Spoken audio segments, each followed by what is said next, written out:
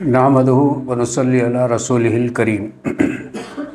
सारी तारीफ़ें अल्लाह रब्बुल आलमीन के लिए है। दुरूद व सलाम अल्लाह के आखिरी नबी अहमद मुस्तफ़ा मोहम्मद मुस्तफ़ा सल्लल्लाहु अलैहि वसल्लम की ज़ात गिरामी पर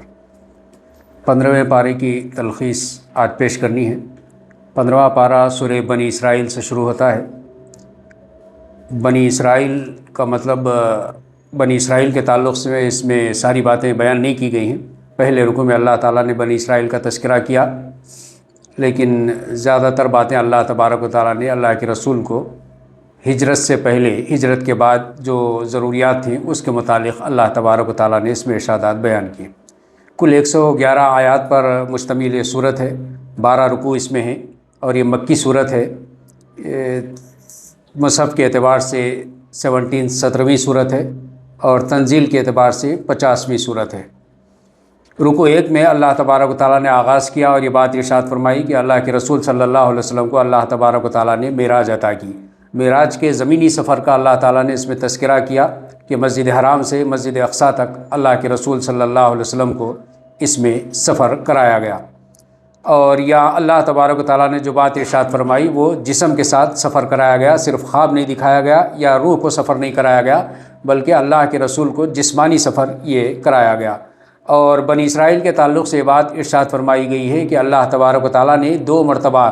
ज़मीन में ये लोग फ़साद मचाएंगे। अल्लाह तबारक व तआला 2 मरतबा इन पर अज़ाब मुसल्लत करेगा और इनको फ़लस्तीन की ज़मीन से निकाल कर बाहर कर दिया जाएगा। और अल्लाह ताला ने आखिर में ये बात इरशाद फरमाई कि तुमने भलाई की तो ये तुम्हारे लिए अपनी भलाई के लिए अच्छा है, और अब तुमने बुराई की तो तुम्हारी बुराई का अंजाम तुम खुद भुगत लोगे। अल्लाह ताला ने दुनिया में भी दिखा दिया और आखिरत में भी इसी तरह से जो लोग भलाई अख्तियार करते हैं अल्लाह तबारक व तआला दुनिया और आखिरत में उनको भला अंजाम अता करता है, और जो लोग बुराई अख्तियार करते हैं अल्लाह तबारक व तआला दुनिया और आखिरत में उनको बुरे अंजाम से दो चार करता है। रुकू 2 में अल्लाह ताला ने इरशाद फरमाया, इंसान शर को इस तरह से मांगता है और उसके लिए जल्दी मचाता है जिस तरह से खैर मांगनी चाहिए। भलाइयों को जिस तरह से मांगना चाहिए इंसान बुराइयों को मांगता है। अल्लाह ताला ने इरशाद फरमाया कि इंसान बहुत जल्दबाज वाक़ हुआ है। अल्लाह के रसूल सल्लल्लाहु अलैहि वसल्लम जब ये दावत का काम कर रहे थे, लोगों को इस्लाम की तबलीग कर रहे थे, तो ये मुशरिकीन मक्का अल्लाह के रसूल आखिरत की बात पेश करते थे कि आखिरत आने वाली है। तो ये मुशरिकीन मक्का अल्लाह के रसूल सल्लल्लाहु अलैहि वसल्लम से सवाल करते थे कि वो आखिरत कब आएगी जिसका तुम दावा कर रहे हो, जिसकी ख़बर हमें दे रहे हो। तो अल्लाह तबारक व तआला ने कहा कि शर को लोग इस तरह से मांगते हैं जिस तरह से खैर को मांगना चाहिए, भलाइयों को मांगना चाहिए, और इसको शर को मांगने के लिए फिर जल्दी भी मचाते हैं कि जल्दी से वो साथ अल्लाह के रसूल सल्लल्लाहु अलैहि वसल्लम ले आए जिसका वादा अल्लाह के रसूल कर रहे हैं। और अल्लाह तबारक व तआला ने इरशाद फरमाया कि अल्लाह का उसूल कैसे है कि भलाई और बुराई या फिर वो आखिरत का वादा कैसे पूरे होगा। अल्लाह ताला ने इरशाद फरमाया कि जब हम बस्ती को हलाक करना चाहते हैं, अजाब ले आना चाहते हैं, तो उसके खुशहाल लोगों को अल्लाह तबारक व तआला ये हुक्म देते हैं कि वो बुराइयों में मुब्तला हो जाएं, और जब वो खूब बुराइयां करने लगते हैं तो फिर अल्लाह तबारक व तआला उस बस्ती को अजाब में मुब्तला कर देते हैं। चुनांचे आज हम इस दुनिया में भी देखते हैं कि जो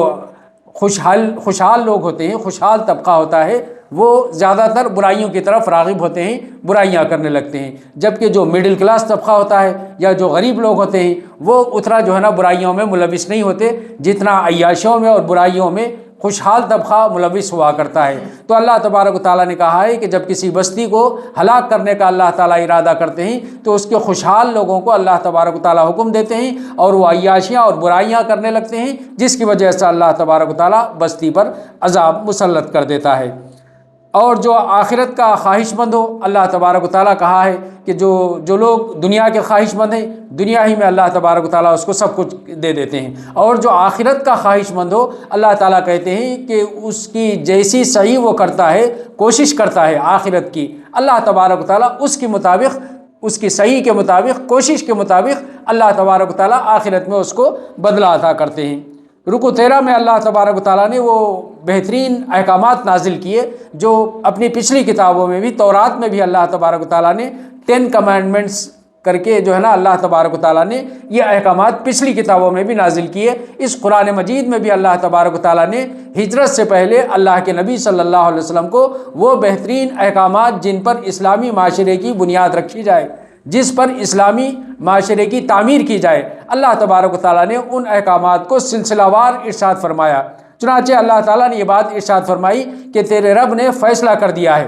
اللہ تبارک و تعالیٰ نے یہ نہیں ارشاد فرمایا کہ تم چاہو تو ان احکامات کو مانو، چاہو تو نہیں مانو، ایسا نہیں ہے۔ اللہ تبارک و تعالیٰ نے کہہ دیا کہ تیرے رب نے اس بات کا فیصلہ کر دیا ہے۔ کیا فیصلہ کر دیا ہے؟ نمبر 1 کہ تم کسی کی عبادت نہ کرو مگر صرف اللہ تبارک و تعالیٰ کی، اس کے ساتھ کسی کو شریک مت کرو۔ یہ سب سے بنیادی اسلامی معاشرے کی تعمیر کے لیے بنیادی بات ہے۔ اللہ تبارک و تعالیٰ نے اس بات کا فیصلہ کر دیا ہے کہ اب اس اسلامی معاشرے میں جو لوگ رہتے اور بستے ہوں اور جو لوگ اللہ کو مانتے ہوں، اللہ کے علاوہ کسی اور کی عبادت نہیں کریں گے۔ سب سے پہلا حکم۔ دوسرا حکم اللہ تبارک و تعالیٰ نے ارشاد فرمایا والدین کے ساتھ حسن سلوک سے پیش آؤ۔ دوسرا اللہ تبارک و تعالیٰ نے حکم یہ ارشاد فرمایا کہ مخلوق میں سے سب سے پہلا حق کسی کا بنتا ہے تو وہ والدین کا ہے۔ اللہ تبارک و تعالیٰ نے ارشاد فرمایا کہ صرف ان کی اطاعت نہیں کرو بلکہ ان کے ساتھ احسان کا معاملہ کرو، حسن سلوک کا معاملہ کرو۔ اور اللہ تعالیٰ نے یہ بات بھی ارشاد فرمائی کہ ان کے ساتھ جب بات کرو تو معروف طریقے سے، بھلے طریقے سے بات کرو۔ اور تیسری بات اللہ تعالیٰ نے یہ ارشاد فرمائی کہ انہیں اف تک نہ کہو، والدین کو اف تک نہ کہو۔ اف ایک کلمہ ہے، اس کا مطلب یہ نہیں ہے کہ ہم صرف اف نہ کہیں، باقی کے جتنے ناراضگی کی باتیں ہیں وہ کرتے رہیں اور ناراضگی کے کام کرتے رہیں، بلکہ اللہ تبارک و تعالیٰ نے ایک بات کے ذریعے سے یہ بات ارشاد فرمائی کہ ہمارا رویہ والدین کے ساتھ اس طرح سے ہونا چاہیے کہ ہم ان کے کسی بھی معاملے میں بیزارگی کا اظہار نہیں کریں، کسی بھی رویے سے ہمارے بیزارگی کا اظہار نہیں ہو۔ اللہ تبارک و تعالیٰ یہ چاہتے ہیں کہ والدین کے ساتھ اس طرح سے ہمارا سلوک ہو۔ پھر ایک مزید اور ایک بات اللہ تبارک و تعالیٰ نے ارشاد فرمائی، تم احسان کا سلوک رکھتے ہو، اچھی طرح سے ان سے پیش آتے ہو، لیکن اس کے باوجود بھی اللہ تعالیٰ نے کہا ان کے سامنے تم جھک کر کے عاجزانہ روش اختیار کرو، تم اپنے پروں کو بچھا کر کے رکھا کرو، یعنی تم ان کے ساتھ اچھا سلوک کرتے ہو، ان کے حقوق ادا کرتے ہو۔ اس کا مطلب یہ نہیں ہے کہ تم ان کے سامنے اکڑ دکھاؤ، بلکہ اللہ تعالیٰ نے ارشاد فرمایا کہ وہ ضعیفی کی حالت کو جب پہنچ جائیں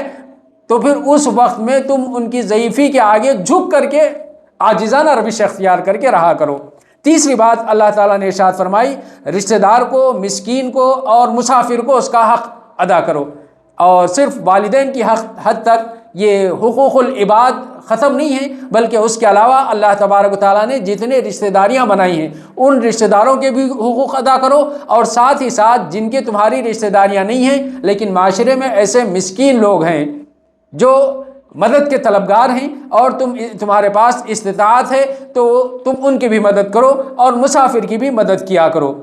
اور فضول خرچی نہ کرو۔ اللہ تبارک و تعالیٰ نے ارشاد فرمایا کہ فضول خرچ لوگ شیطان کے بھائی ہیں۔ فضول خرچی کا مطلب یہ ہے کہ حلال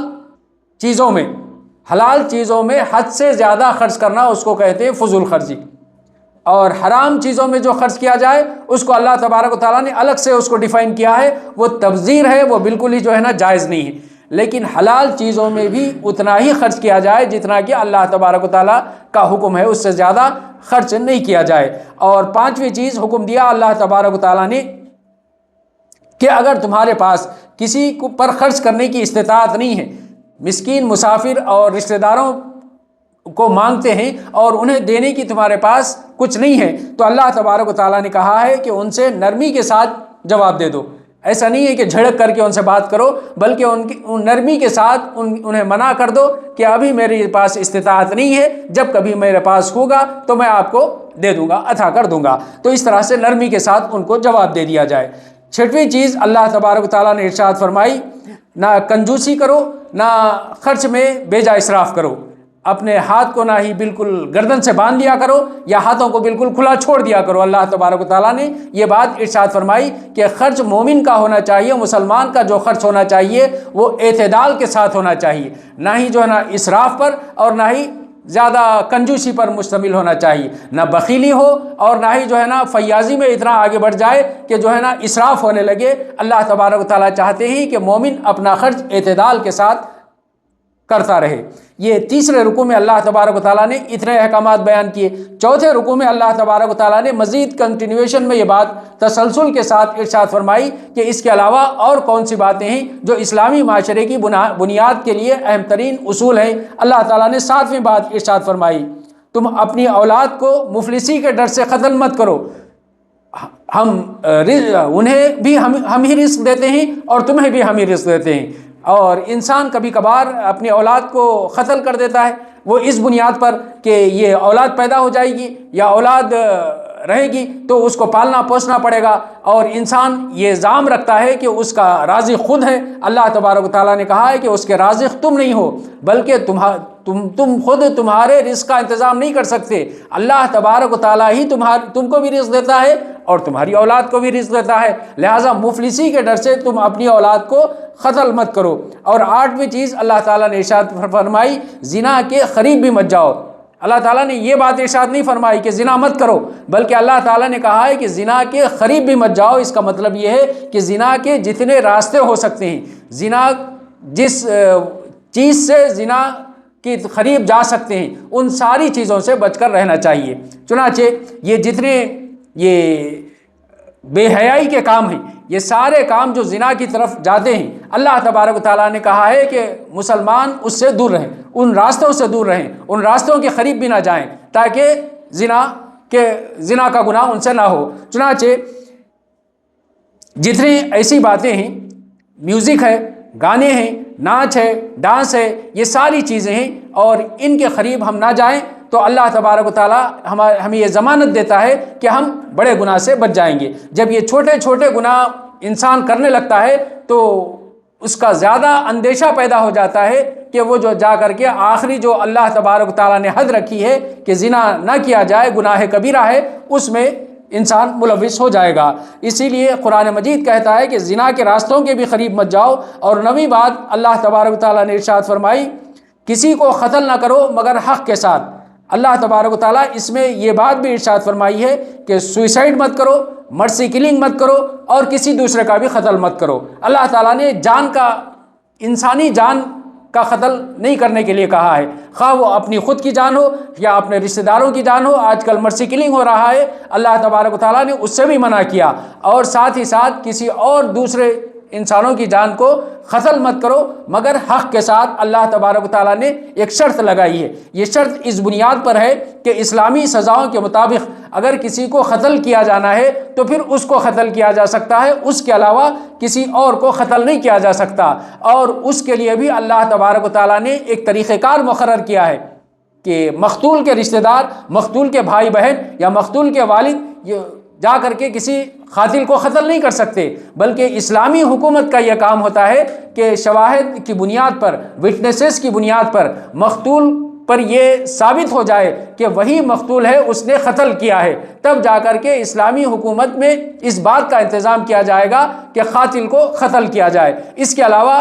مرتد کی سزا قتل ہے، اس کے علاوہ جو شادی شدہ کوئی شخص ہو وہ زنا کرتا ہے تو اس کو بھی جو ہے نا سنسار کر دیا جائے گا، قتل کر دیا جائے گا۔ اس کے علاوہ کوئی اور وجہ سے کسی کو قتل نہیں کیا جا سکتا۔ تو نویں چیز اللہ تبارک و تعالیٰ نے ارشاد فرمائی کہ کسی متنفس کو قتل نہ کیا جائے گا سوائے اس کے کہ حق کی بنیاد پر۔ 10ویں چیز اللہ تعالیٰ نے ارشاد فرمائی کہ یتیم کے مال کے قریب بھی مت جاؤ حتیٰ کہ وہ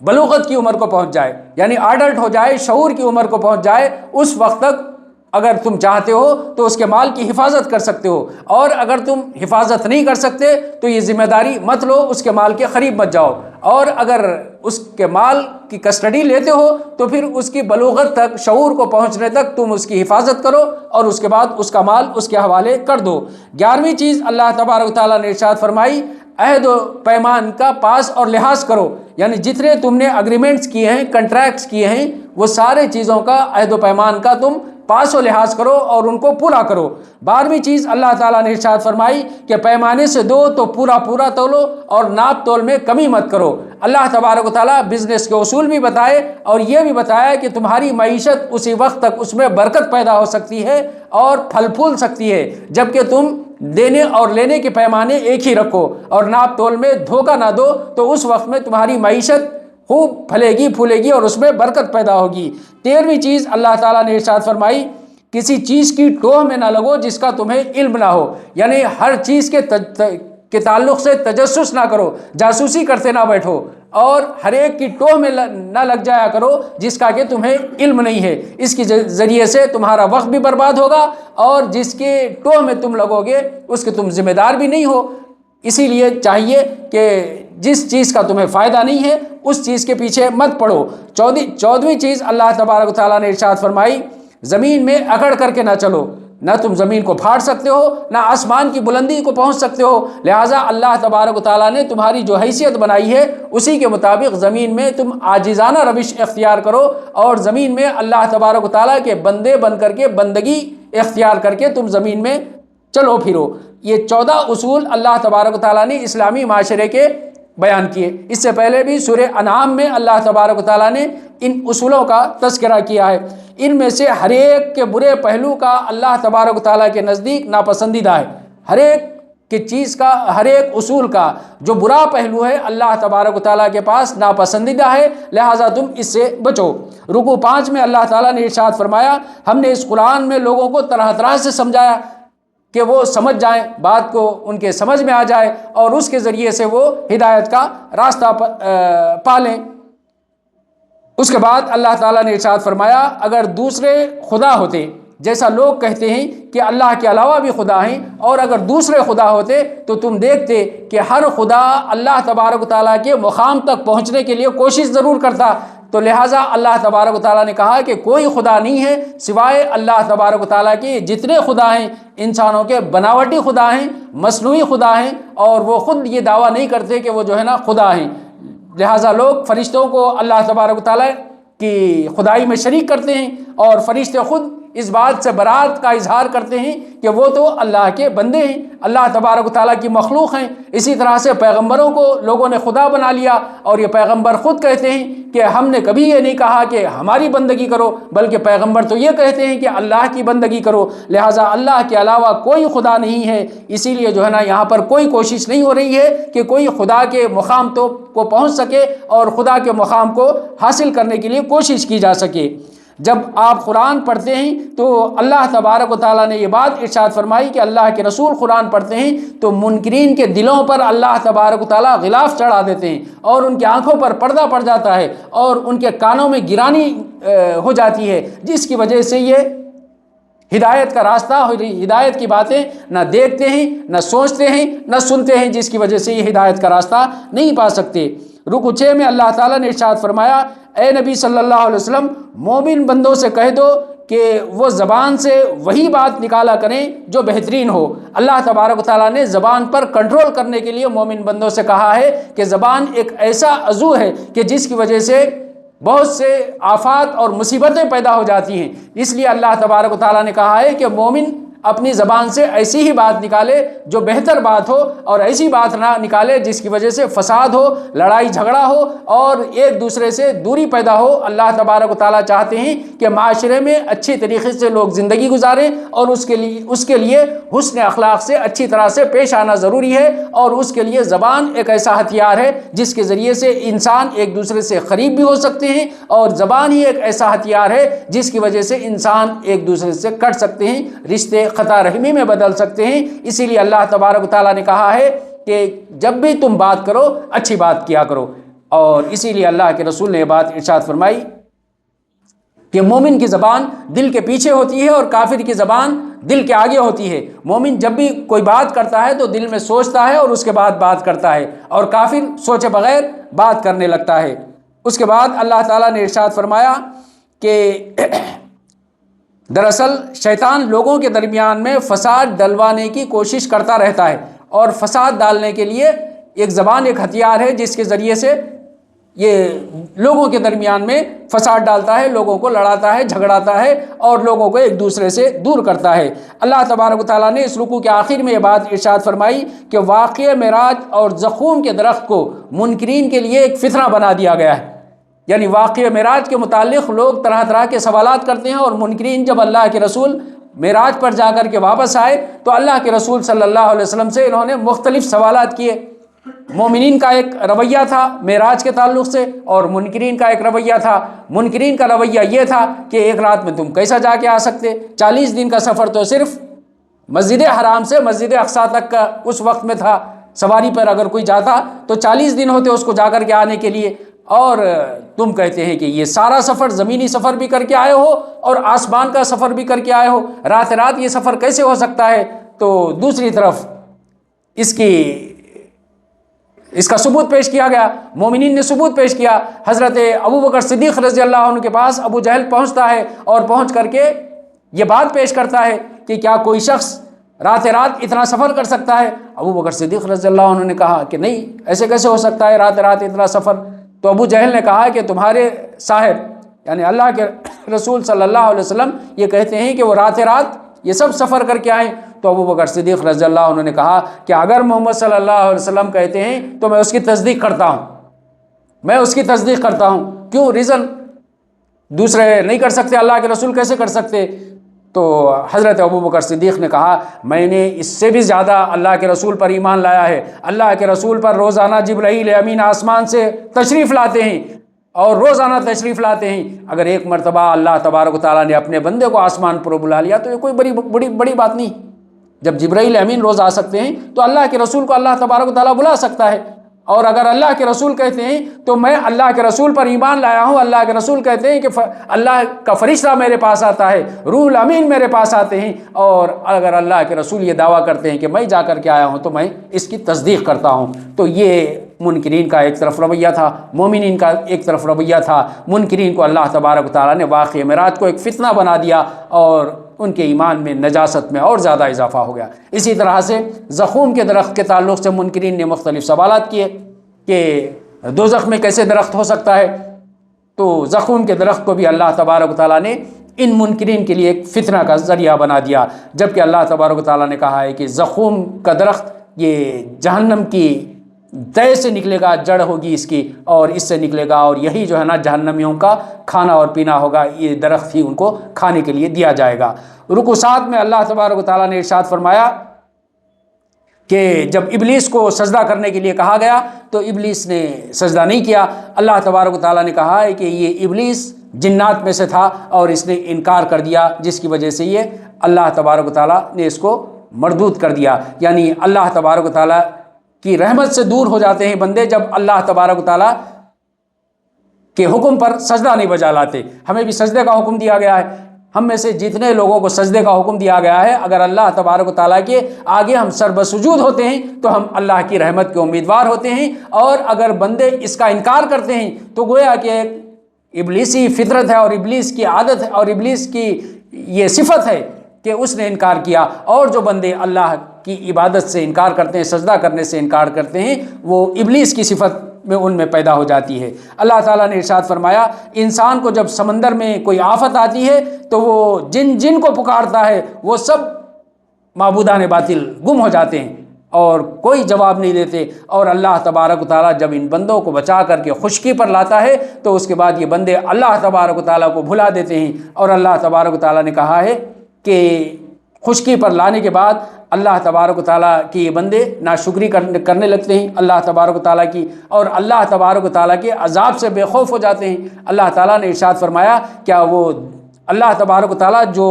مصیبت میں یہ مبتلا ہو گئے تھے سمندر میں، کیا وہ اسی طرح کی مصیبت اللہ تبارک و تعالیٰ خشکی میں ان کو نہیں لا سکتا؟ خشکی میں وہی عذاب میں ان کو مبتلا نہیں کر سکتا؟ اللہ تبارک و تعالیٰ نے بندوں سے سوال کیا ہے، جو لوگ کبھی مصیبت میں گرفتار ہو جاتے ہیں اور مصیبت جب ختم ہو جاتی ہے تو اس کے بعد یہ اللہ سے بے خوف نہ ہو جائیں بلکہ اللہ کا خوف کریں اور اللہ تبارک و تعالیٰ ہی سے مدد مانگا کریں۔ رکوع 8 میں اللہ تعالیٰ نے ارشاد فرمایا جو اس دنیا میں اندھا بن کر رہا اور آخرت میں اللہ تبارک و تعالیٰ ایسے بندوں کو اندھا ہی اٹھائے گا۔ اس دنیا میں اللہ کے کتاب کی طرف سے، اللہ کے رسول کی ہدایت کی طرف سے اس نے صرف نظر کر لیا اور اس کو نہیں دیکھا اور اس کو راستے کو نہیں اپنایا، اللہ تبارک و تعالیٰ نے کہا ہے کہ ایسے بندوں کو آخرت میں اللہ تبارک و تعالیٰ اندھا اٹھائے گا، بلکہ اس دنیا سے زیادہ آخرت میں اللہ تبارک و تعالیٰ ایسے بندوں کو گمراہ کر دے گا، راستہ نہیں پائیں گے۔ اے نبی صلی اللہ علیہ وسلم، یہ لوگ اس کوشش میں لگے ہوئے ہیں کہ آپ کو کسی فطرے میں ڈال دیں کہ آپ جو ہے نا ایسے اللہ تبارک و تعالیٰ نے جو بات ارشاد فرمائی ہے کہ اس کے علاوہ کوئی اور باتیں گھڑ کر کے لاؤ اور یہ لوگوں کے سامنے بیان کرو تاکہ اس کے ذریعے سے یہ لوگ آپ سے مفاہمت کر لیں، آپ سے راضی ہو جائیں۔ اللہ کے رسول نے ارشاد فرمایا کہ ایسا کبھی نہیں ہو سکتا، آپ جو ہے نا کوئی بات وہ پیش نہیں کریں جو اپنی طرف سے ہو، گھڑ کر کی گئی ہو، بلکہ جو کچھ اللہ کی طرف سے نازل کیا گیا ہے اس کو من و عن ان کے سامنے پیش کر دیا کرو، ان کی پرواہ مت کرو۔ رکوع 9 میں اللہ تعالیٰ نے ارشاد فرمایا کہ نماز قائم کرو زوال آفتاب سے لے کر کچھ رات ہونے تک تم نماز کو قائم کرو، اندھیرے تک، اور پھر فجر کے قرآن کا اہتمام کرو۔ اللہ تبارک و تعالیٰ نے یہ ساری نمازوں کا احاطہ کر دیا۔ زوال آفتاب اس سورج کو کہتے ہیں جو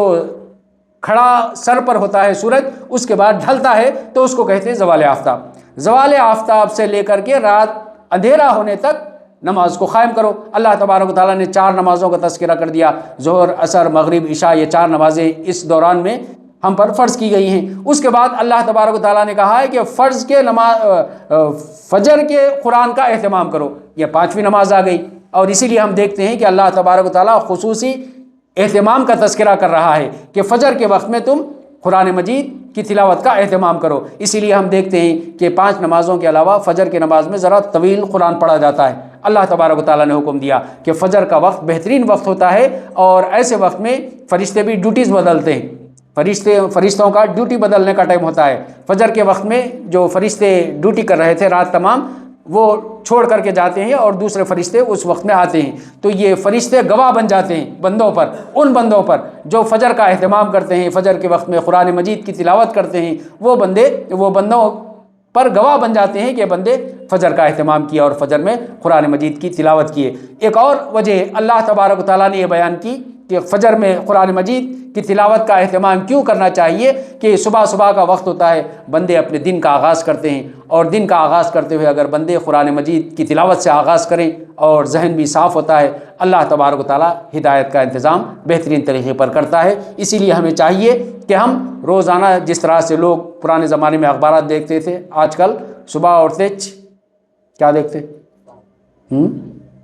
موبائل دیکھتے نا، کھانے سے پہلے، پینے سے پہلے، دوسرا کوئی بھی پرسنل کام کرنے سے پہلے میسیجز کی فکر رہتی، ہم دیکھتے۔ تو اللہ تبارک و تعالیٰ نے کہا ہے کہ سب سے پہلی جو فکر ہونی چاہیے بندے مومن کو، وہ یہ کہ وہ قرآن مجید کی تلاوت کا اہتمام کرے۔ ہم نماز میں تو پڑھتے ہیں، نماز میں سنتے ہیں، لیکن اس کے علاوہ بھی جو ہے نا، چونکہ ہم نہیں جانتے اللہ تعالیٰ کے احکامات کیا ہیں، اللہ کے احکامات کا جاننا ضروری ہے، اسی لیے ہم اس قرآن مجید کو فجر کے بعد بیٹھ کر کے تھوڑا قرآن مجید پڑھیں، اس کو سمجھنے کی کوشش کریں، ترجمہ پڑھیں اور پڑھ کر کے اللہ کے احکامات کو جاننے کی کوشش کریں۔ اس کے بعد اللہ تبارک و تعالیٰ نے ایک اور نماز کا اہتمام کا تذکرہ کیا، تہجد پڑھو، بعید نہیں کہ اللہ تبارک و تعالیٰ تمہیں مقام محمود پر پہنچا دے۔ یہاں صرف اتنا ہی نہیں ہے کہ اللہ تبارک و تعالیٰ کے پاس کوئی درجات کی کمی ہے، بلکہ اللہ تبارک و تعالیٰ کے پاس بہت سے درجات ہیں جو انسان کو عطا کریں گے۔ تو اللہ تبارک و تعالیٰ نے نبی کریم صلی اللہ علیہ وسلم کو خصوصی حکم دیا،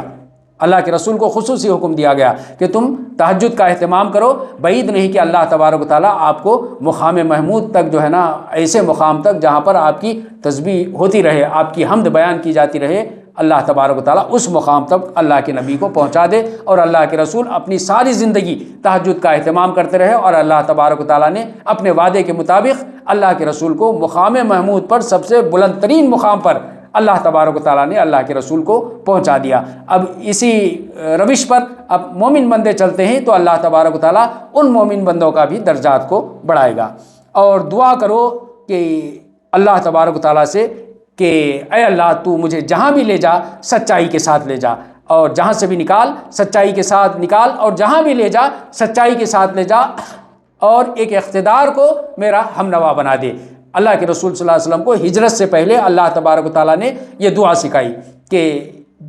جب ہجرت کا وقت آئے، اللہ کے رسول مکہ سے نکلیں تو سچائی کے ساتھ وہاں سے اللہ کے رسول نکلیں، اور جہاں پر داخل ہوں وہاں سچائی کے ساتھ داخل ہوں۔ اور تیسری چیز یہ سکھائی گئی کہ اقتدار کے ذریعے سے میری مدد فرما۔ چنانچہ ہم دیکھتے ہیں کہ اللہ کے رسول صلی اللہ علیہ وسلم ہجرت کر کے نکلے تو کس طرح سے سچائی کے ساتھ امانتوں کو واپس کر کے اللہ کے رسول یہاں سے نکلے، اور جب داخل ہوئے تو اللہ کے رسول صلی اللہ علیہ وسلم کو کس طرح سے استقبال کیا گیا، اور اللہ کے رسول کو اللہ تبارک و تعالیٰ نے وہاں کے اقتدار سے مدد کی، یعنی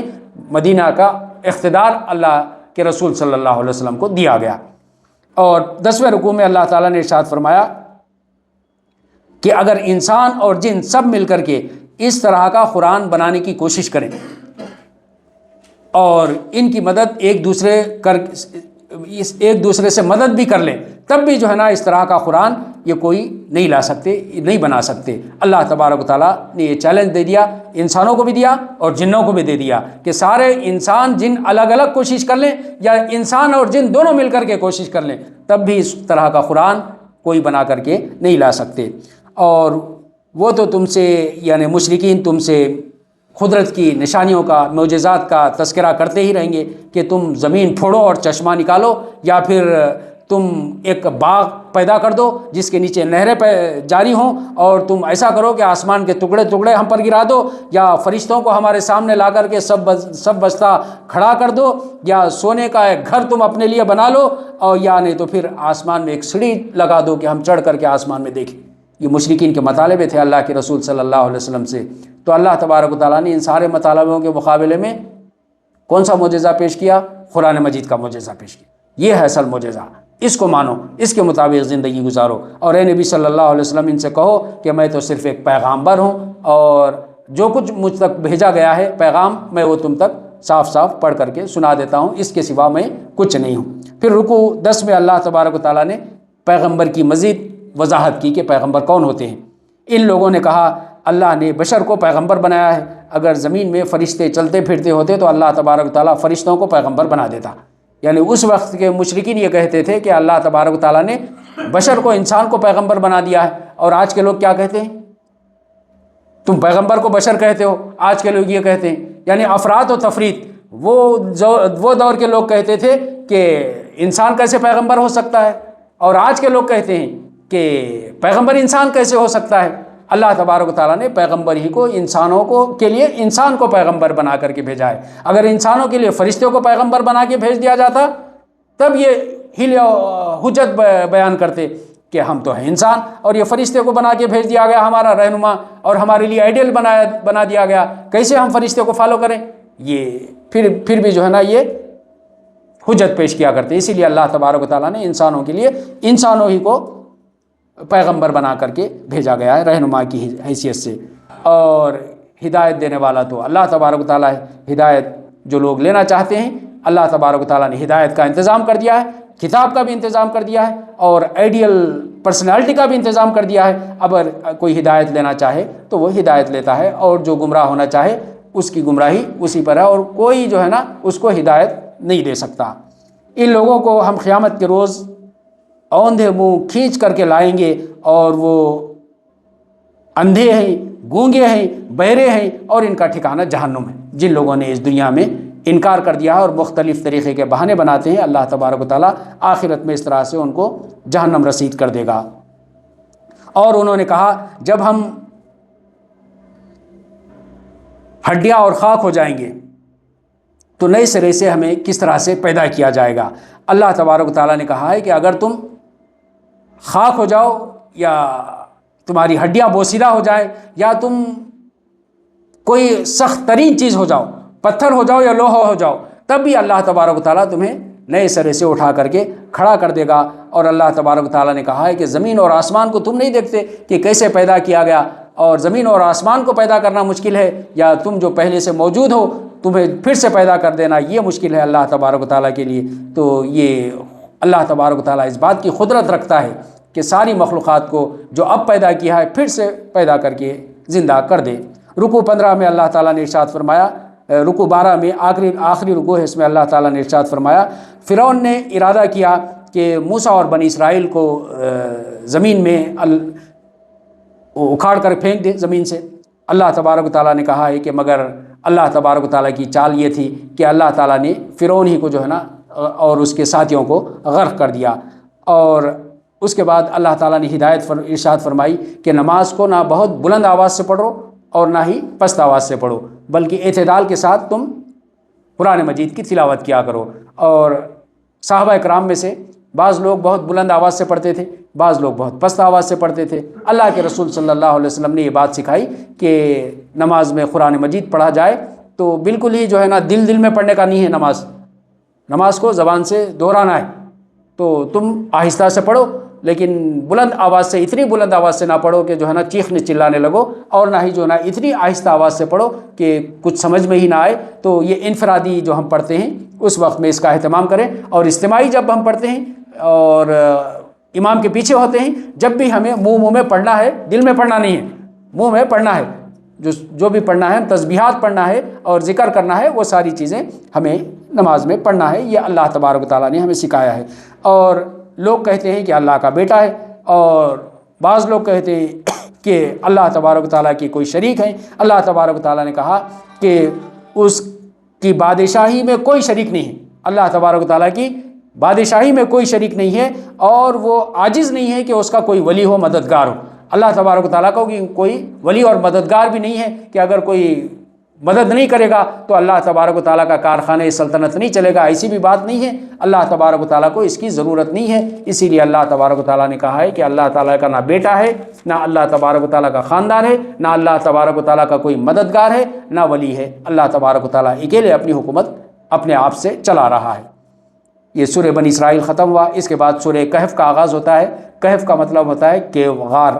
اس میں کل 110 آیتیں ہیں اور 12 رکوع پر یہ سورت مشتمل ہے۔ مکی سورت ہے، مصحف کے اعتبار سے 18ویں سورت ہے، اور تنزیل کے اعتبار سے 59ویں سورت ہے۔ اس کا وجہ نزول جو ہے بنا ہے، مشرکین مکہ اللہ کے رسول صلی اللہ علیہ وسلم سے سوالات کرنے لگے۔ انہوں نے 3 سوال کیا اللہ کے رسول سے کہ موسیٰ اور خضر علیہ السلام کے واقعے کے بارے میں انہوں نے سوال کیا ایک، اور دوسرا اصحاب کہف کے تعلق سے سوال کیا، اور تیسرا ذوالقرنین بادشاہ کے تعلق سے سوال کیا۔ تو اللہ تبارک و تعالیٰ نے ان سوالوں کے جواب میں اس میں ان واقعات کا تذکرہ کیا اور یہ صورت نازل کی۔ رکوع 1 میں اللہ تعالیٰ نے ارشاد فرمایا، تعریف اللہ ہی کے لیے ہے جس نے اپنے بندے پر یہ کتاب نازل کی جس میں کوئی تیڑ نہیں ہے، اور ٹھیک ٹھیک اللہ تبارک و تعالیٰ نے باتیں اس قرآن مجید میں بیان کر دی ہیں۔ جو واقعات تم پوچھتے ہو، اللہ تبارک و تعالیٰ نے ان واقعات کی حقیقت اس قرآن مجید میں اللہ تعالیٰ نے بیان کر دی ہے۔ جو سر و سامان بھی اللہ تبارک و تعالیٰ نے زمین میں پھیلایا ہے، کسی کو دیا ہے، کسی کو عطا کیا ہے، اللہ تبارک و تعالیٰ نے یہ بات ارشاد فرمائی کہ یہ سر و سامان زمین کا متاع حیات ہے، تھوڑی دیر کے لیے اللہ تبارک و تعالیٰ نے یہ سامان سے انسانوں کو لیس کیا ہے، انسانوں کو عطا کیا ہے، اور اصل جو چیز ہے، اصل باقی رہنے والی چیز ہے، وہ آخرتی ہے، جس کی فکر انسانوں کو کرنی چاہیے۔ آخرکار اللہ تبارک و تعالیٰ اس ساری زمین کو ایک چٹیل میدان بنا دینے والے ہیں۔ یہ ساری زمین کو اللہ تبارک و تعالیٰ آخرت میں جب حشر قائم ہو جائے گا، قیامت قائم ہو جائے گی، تو اللہ تبارک و تعالیٰ یہ سارا سر و سامان ختم ہو جائے گا اور یہ ساری زمین کو ایک چٹیل میدان بنا کر کے رکھ دیں گے۔ رکوع 2 میں اللہ تعالیٰ نے ارشاد فرمایا، وہ چند نوجوان تھے جو اللہ تبارک و تعالیٰ کی خاطر جنہوں نے ہجرت کی، اور اللہ تبارک و تعالیٰ نے ان ایمان بچانے کے لیے ہجرت کی، تو اللہ تبارک و تعالیٰ نے ان کے ہدایت میں اور اضافہ کر دیا، ان کی ہدایت میں اضافہ کر دیا، اور ان کو اللہ تبارک و تعالیٰ نے ایک غار میں لے جا کر کے تھپک کر کے سال تک کے لیے اللہ تبارک و تعالیٰ نے ان کو وہاں پر گہری نیند میں سلا دیا۔ یہ اللہ کی نشانیوں میں سے ہے جو اللہ تبارک و تعالیٰ تمہارے لیے بیان کر رہا ہے۔ رکوع 3 میں اللہ تعالیٰ نے ارشاد فرمایا کہ اللہ تعالیٰ نے ان کو غار میں اس طرح سے سلایا کہ اگر کوئی ان کو دیکھتا تو ان پر ہیبت طاری ہو جاتی، اور اس ہیبت کی وجہ سے اس غار کے قریب بھی صدیوں تک وہ سوتے رہے، لیکن اس غار کے قریب کوئی نہیں آیا اور ان سے چھیڑ چھاڑ نہیں کی، اور ان کے غار کے دہانے پر ایک کتا بیٹھا ہوا تھا۔ اور جب یہ اٹھے، اللہ تبارک و تعالیٰ نے ان کو اٹھا کر کے بٹھا دیا، تو اس کے بعد یہ ایک دوسرے سے پوچھنے لگے کہ ہم کتنی دیر سوئے ہوں گے۔ اللہ تبارک و تعالیٰ نے ان کو سلایا، موت نہیں دیا، اللہ تعالیٰ نے ان کو نیند عطا کیا، اور اس وقت میں ایک دوسرے سے پوچھنے لگے کہ کتنے سال تک، کتنی دیر تک ہم سوتے رہے، سال بھی نہیں، مہینے بھی نہیں۔ انہوں نے کہا کہ کتنی دیر تک ہم سوتے رہے، اور بعض لوگوں نے کہا کہ تھوڑی ہی دیر ہم سو گئے ہیں اور سو کر کے اٹھ گئے۔ تو اللہ تعالیٰ نے گویا کہ ایک عرصے دراز تک یہ محسوس نہیں ہوا انہیں کہ کس طرح سے ایک عرصہ گزر گیا، لیکن وہ سمجھتے رہے کہ وہ نیند میں سوتے رہے۔ اور جب یہ اٹھ کر کے بیٹھ گئے تو اس کے بعد انہیں کھانے کی فکر ہوئی۔ کھانے کے لیے انہوں نے کہا، اپنے میں سے ایک آدمی کو مقرر کیا، اور ان کے پاس کچھ سکے تھے، وہ سکے دے کر کے انہوں نے کہا کہ جا کر کے کھانے کے لیے کچھ چیز لا لیں۔ تو ایک آدمی گیا، جا کر کے کھانا لانے کے لیے گیا، اور لانے کے لیے گیا تو لوگوں نے دیکھا کہ یہ سکے جو ہیں یہ تو بہت پرانے زمانے کے، اور وہ پریشان ہو گیا۔ پریشان ہو کر کے پھر واپس آیا تو اللہ تبارک و تعالیٰ نے آنے کے بعد وہاں پر پھر انہیں نیند کے موت کے آغوش میں انہیں سلا دیا۔ اور یہ سارے نوجوان جتنے تھے، ان کی تعداد کے بارے میں لوگ بحث کرنے لگے کہ یہ کتنے تھے، 7 تھے، 8 تھے، 9واں کتا تھا، 8واں کتا تھا، بحث کرنے لگے۔ اللہ تبارک و تعالیٰ نے کہا ہے کہ اصل بحث کرنے کی چیز یہ نہیں ہے کہ یہ کتنے تھے کتنے نہیں تھے، اصل بحث کرنے کی چیز، غور و فکر کرنے کی چیز یہ ہے کہ وہ لوگ اپنی بستی سے نکلے کیوں تھے، اصل مقصد کیا تھا ان کا نکلنے کا۔ اللہ تبارک و تعالیٰ نے کہا ہے کہ اس پر غور کرو۔ یہ چند نوجوان تھے جو اپنے ایمان کو بچانے کے لیے اپنی بستیوں سے نکل گئے، ان کو دنیا پر ترجیح انہوں نے اپنے ایمان کو دی، اور ایمان کو بچانے کے لیے نہیں سوچا کہ اپنی بستی چھوڑ دیں گے تو کیسا ہوگا، زندگی کیسے گزاریں گے، بلکہ وہ اللہ تبارک و تعالیٰ کی ذات پر بھروسہ کر کے ایمان کو بچانے کے لیے اپنے بستیوں سے نکل گئے۔ اور غور کرنے کی بات یہ ہے، اللہ تبارک و تعالیٰ نے بیان کیا کہ کس طرح سے ہم نے ان کی ہدایت میں اضافہ کیا۔ جب اللہ کے راستے پر بندے چلتے ہیں تو اللہ تبارک و تعالیٰ ان کو چھوڑ نہیں دیتا، ان سے غافل نہیں ہو جاتا، بلکہ اللہ تبارک و تعالیٰ ہدایت کے راستے ان کے لیے کھولتا ہے، اور ان کی تسلی کا سامان کرتا ہے، اور ان کی ہدایت میں مزید اضافہ کرتا ہے۔ اور اللہ تبارک و تعالیٰ نے کہا کہ غور و فکر کرنے کی بات یہ ہے کہ کس طرح سے انہوں نے یہ نہیں سوچا کہ بستی والے کس طرح سے ہم پر ظلم و ستم ڈھائیں گے، بلکہ انہوں نے جو ہے نا اللہ تبارک و تعالیٰ کی ذات پر بھروسہ کیا، اور آ کر کے غار میں پناہ گزین ہو گئے۔ اور اللہ تبارک و تعالیٰ نے جب یہ قوم پر واضح کیا اس معاملے کو، تو قوم آ کر کے جو ہے نا وہاں پر اب بحث کرنے لگی کہ وہ کتنے تھے۔ دوسری بحث انہوں نے یہ کی کہ ان کے ساتھ کیا معاملہ کیا جائے۔ کچھ لوگوں نے کہا کہ ایک دیوار بنا دی جائے، کچھ لوگوں نے کہا کہ یہاں پر عبادت گاہ تعمیر کر دی جائے۔ جس طرح سے ہم دیکھتے ہیں کہ آج جگہ جگہ پر کوئی اچھی ہستی، جو پہنچی ہوئی ہستی ہے، بزرگ شخصیت ہے، انتقال ہو جاتا ہے تو کیا کرتے ہیں، ایک عبادت گاہ بنانے کی کوشش کرتے ہیں۔ اور اسی طرح سے اس زمانے کے مشرکین نے بھی یہ سوچا کہ جو ہے نا یہاں پر ہم ایک عبادت گاہ بنا دیتے ہیں، اس کو ہم عبادت گاہ بنا لیتے ہیں۔ چوتھے رکوع میں اللہ تبارک و تعالیٰ نے ارشاد فرمایا کہ ان واقعات کے تعلق سے اللہ کے رسول سے سوال کیا مشرکین مکہ نے کہ اصحاب کہف کون تھے، اور موسیٰ اور خضر علیہ السلام کا واقعہ کیا ہے، اور ذوالقرنین کون سا بادشاہ تھا۔ تو اللہ کے رسول صلی اللہ علیہ وسلم نے انہیں جواب دیا، میں کل تمہیں بتا دوں گا۔ تو اللہ تبارک و تعالیٰ نے نہیں بتایا۔ اللہ کے رسول کہاں سے بتاتے؟ اللہ کے رسول کو نہیں بتایا اللہ تبارک و تعالیٰ۔ اللہ کے رسول سمجھ رہے تھے کہ اللہ تبارک و تعالیٰ میری مدد کر رہا ہے، اللہ تبارک و تعالیٰ بتا دے گا، میں ان کو بتا دوں گا۔ لیکن یہ انشاءاللہ بولنا بھول گیا اللہ کے رسول۔ تو اللہ تبارک و تعالیٰ نے یہاں پر یہ بات ارشاد فرمائی کہ جب کبھی تم کوئی کام کرو اور کوئی کام کرنے کا اظہار کرو تو اس وقت میں انشاءاللہ کہہ لیا کرو، اگر اللہ چاہے گا تو میں تمہیں کل بتا دوں گا، ایسا بولنا چاہیے تھا اللہ کے رسول کو، لیکن اللہ کے رسول نے انشاءاللہ نہیں کہا۔ تو اللہ تبارک و تعالیٰ نے کہا کہ جب بھی تم کوئی کام کرو تو کرنے کا ارادہ ظاہر کرو تو کہو کہ انشاءاللہ میں یہ کام کر دیا کروں گا، اور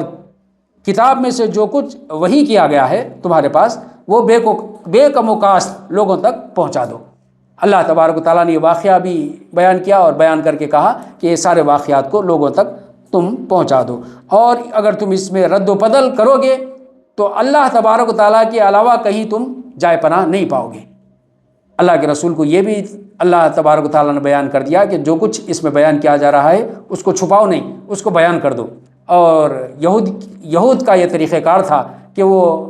ان کے پاس جو تورات تھی وہ اس کی تعلیمات کو چھپایا کرتے تھے، لوگوں میں بیان نہیں کیا کرتے تھے، تاکہ اس کے ذریعے سے اگر عوام میں شعور بیدار ہو جائے تب تو جو ہے نا ان کی جو سرداری تھی اس کو خطرہ تھا۔ اور آج بھی بعض لوگ چاہتے ہیں کہ قرآن مجید کی تعلیمات عام نہیں ہوں، بلکہ صرف علماء کی کتاب ہے، علماء اس کو پڑھیں، علماء اس کو سمجھیں۔ لیکن اللہ تبارک و تعالیٰ نے اللہ کے نبی کو یہ ارشاد فرمایا کہ اس کی ساری تعلیمات کو لوگوں کے سامنے رکھ دو، ہر انسان اپنی دماغ کے مطابق، اپنی فکر کے مطابق اس کو سمجھے گا۔ اور اللہ تبارک و تعالیٰ نے اس کو اس طرح سے بنایا ہے کہ ہر ایک کی سطح کے اس حساب سے، ہر ایک کی سمجھ کے حساب سے اللہ تبارک و تعالیٰ نے اس کو ہدایت کا ذریعہ بنایا ہے۔ ایک عام آدمی سمجھنا چاہتا ہے، اللہ تعالیٰ نے عام مثالیں دے دی۔ ایک اور پڑھا لکھا آدمی سمجھنا چاہتا ہے، اللہ تبارک و تعالیٰ نے اس کے مطابق اللہ تبارک و تعالیٰ نے وہ مثالیں بھی پیش کی، وہ علم بھی پیش کیا کہ اس علم کے مطابق وہ ہدایت کو پائے۔ اور ایک بہت علامہ اس کو سمجھنا چاہتا ہے تو اللہ تبارک و تعالیٰ نے وہ مثالیں بھی اللہ تبارک و تعالیٰ نے اس میں بیان کر دی۔ رکوع 5 میں اللہ تعالیٰ نے ارشاد فرمایا، اے نبی صلی اللہ علیہ وسلم ان کے سامنے ایک مثال دو کہ ایک دو آدمی تھے، اللہ تبارک و تعالیٰ نے ایک آدمی کو 2 باغ دیے اور باغ خوب پھلے پھولے، ان کے اطراف میں اللہ تبارک و تعالیٰ نے کھجور کی باڑ لگائی اور اندر میں اللہ تبارک و تعالیٰ نے انگور کی بیلیں لگائی، اور اس کے علاوہ پھر کھیتی کرنے کے لیے اور کچھ زمین تھی، یعنی خوب بہرامند کیا ایک شخص کو۔ اور وہ شخص نے اپنے پڑوسی سے کہا جس کے پاس اتنا زبردست باغ نہیں تھا، اتنی دولت نہیں تھی، اس نے کہا کہ میں تجھے اپنا باغ دکھاتا ہوں۔ اور وہ باغ دکھا کر کے کہنے لگا کہ مجھے تو اللہ تبارک و تعالیٰ نے اتنا زبردست دیا ہے اور میں یہ سمجھتا ہوں کہ مجھ سے یہ نہیں چھینا جائے گا، ہمیشہ ہمیشہ یہ میرے ساتھ رہے گا، اور اگر آخرت میں بھی میں پہنچوں گا تو آخرت میں بھی اس سے اچھا بدلہ اللہ تعالیٰ مجھے دے گا۔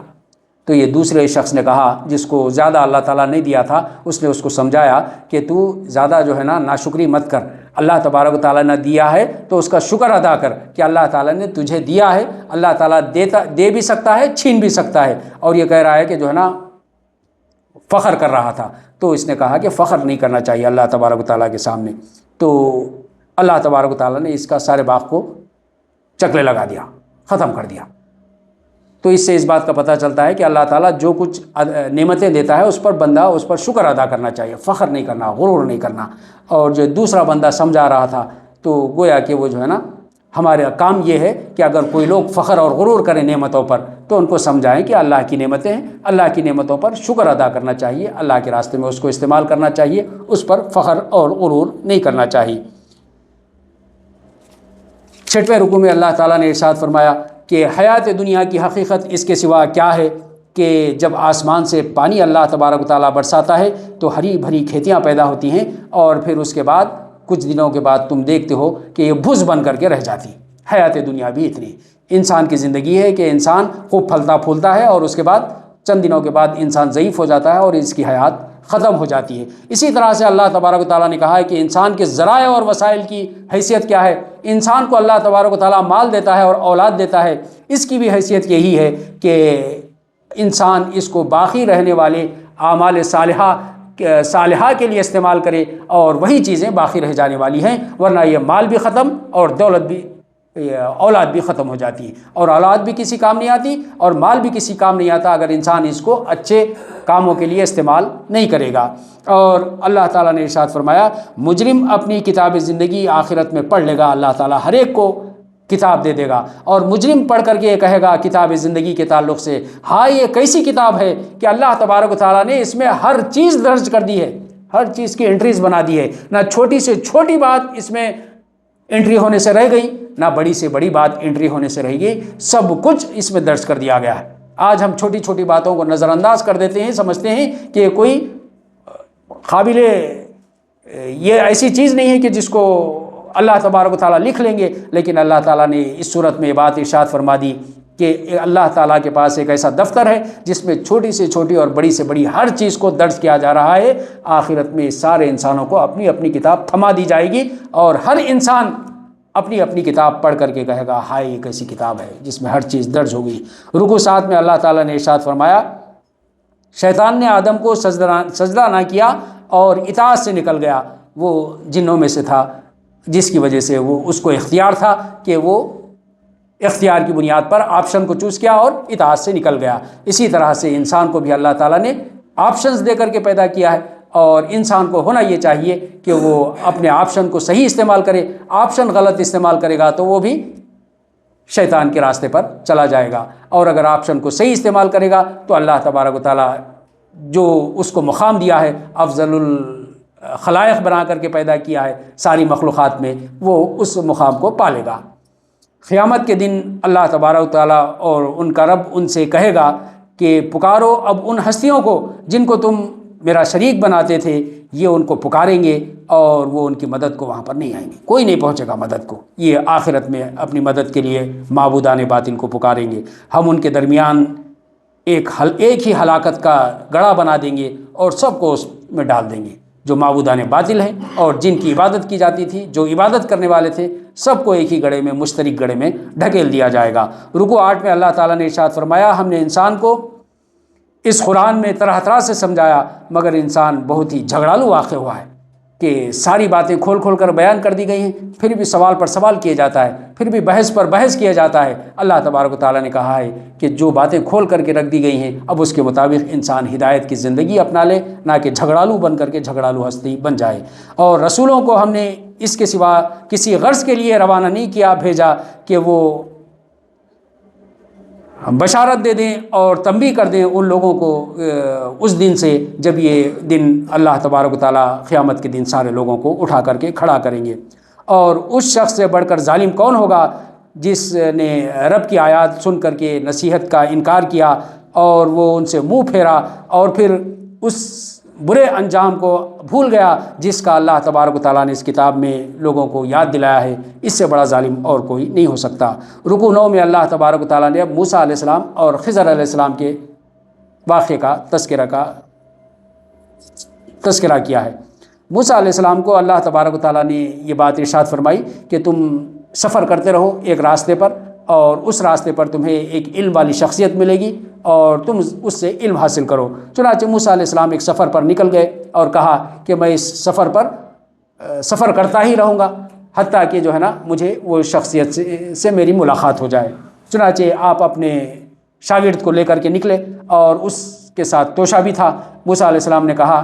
کہ جب وہ سفر میں بہت دور چلے گئے تو اس وقت میں بھوک لگی، تو اپنے شاگرد سے کہا کہ اپنا کھانا نکالو کہ ہم جو ہے نا کھانا کھائیں۔ تو شاگرد نے کہا کہ ہم نے جو مچھلی رکھ لی تھی ساتھ میں، عجیب و غریب طریقے سے وہ مچھلی جو ہے نا نکل کر کے دریا میں چلی گئی اور میں یہ بات آپ کو بتانا بھول گیا۔ موسیٰ علیہ السلام نے کہا کہ اسی جگہ کی ہمیں تلاش تھی جہاں پر مچھلی نکل کر کے سمندر میں چلی گئی۔ لہٰذا وہ دونوں واپس پلٹ کر کے آئے اور انہوں نے جہاں پر مچھلی سمندر میں گئی تھی وہاں پر ایک بندے کو پایا جن کا نام خضر بیان کیا جاتا ہے، اور خضر علیہ السلام سے موسیٰ علیہ السلام کی ملاقات ہوئی اور موسیٰ علیہ السلام نے کہا کہ میں آپ کے ساتھ رہ کر کے علم حاصل کرنا چاہتا ہوں۔ خضر نے کہا کہ آپ میرے ساتھ نہیں رہ سکتے، صبر نہیں کر سکتے۔ موسیٰ علیہ السلام نے اصرار کیا تو خضر علیہ السلام نے ایک کنڈیشن بیان کیا، ایک شرط پہ کہا کہ تم میرے ساتھ رہ سکتے ہو۔ وہ شرط یہ ہے کہ جب تک میں کسی بات کو نہیں کہوں اس وقت تک مجھ سے سوال نہیں کرو گے۔ موسیٰ علیہ السلام نے کہا کہ ٹھیک ہے، صبر کروں گا۔ اور اس کے بعد موسیٰ علیہ السلام ساتھ ہو گئے اور مجھے انشاءاللہ آپ صبر کرنے والا بندہ پائیں گے۔ رکوع 10 میں اللہ تبارک و تعالیٰ نے ارشاد فرمایا، جب وہ ساتھ چلنے لگے تو کچھ دور سمندر کے سفر پر نکلے اور کشتی میں وہ سفر کر رہے تھے۔ کشتی میں خضر نے سوراخ بنا دیا، چھید مار دیا۔ موسیٰ علیہ السلام سے رہا نہیں گیا، صبر نہیں ہوا۔ انہوں نے پوچھا کیا آپ نے یہ غریب کی کشتی میں چھید بنا دیا، وہ اس سے اپنی روزی روٹی کماتا تھا بیچارہ، آپ کیسے گزارا کرے گا؟ خضر علیہ السلام نے کہا میں کہا نہ تھا صبر نہیں کر سکتے؟ تو موسیٰ علیہ السلام نے معاف کر دیجیے، آئندہ سے میں صبر کروں گا، نہیں پوچھوں گا۔ لہٰذا اور سفر پہ آگے نکلے۔ آگے یہ نکل کر کے دیکھیں کہ ایک لڑکا ہے، بیچ میں راستے میں لڑکا ملا، لڑکے کو قتل کر دیا خضر علیہ السلام نے۔ پھر صبر نہیں ہوا، یہ کیا آپ نے معصوم بے گناہ کی جان لے لی، لڑکے کو قتل کر دیا۔ یہاں تک یہ پارہ 15واں پارہ ہے، اور 16ویں پارے میں اللہ تبارک و تعالیٰ نے اس قصے کی تفصیلات بیان کی۔ انشاءاللہ ہم کل اس کی تفصیلات دیکھیں گے۔ وآخر الدعوانا ان الحمد للہ رب العالمین۔